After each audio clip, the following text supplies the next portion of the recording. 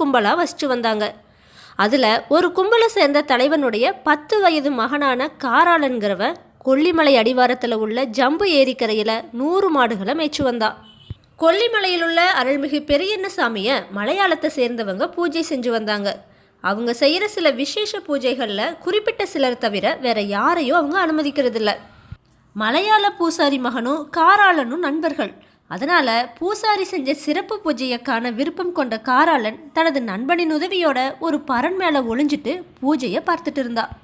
அந்த சமயத்தில் ஒரு பூசாரி மேலே அருள் வந்து 3வது ஆண்மகன் ஒருத்த ரகசிய பூஜையை பார்த்துட்டான்னு அவனை பிடிச்சு வந்து காலையில் அவனுடைய உயிரை போக்கி விடுங்கள்னு அருள்வாக்கு வந்துச்சு. அதன்படியே காராளனை கண்டுபிடிச்சு அவனுடைய கைகால்களை கட்டி வச்சாங்க. காராளன் பெரியண்ணசாமியுடைய உண்மையான பக்தன். அவன் மனசார பெரியண்ணசாமியை துதிச்சான்.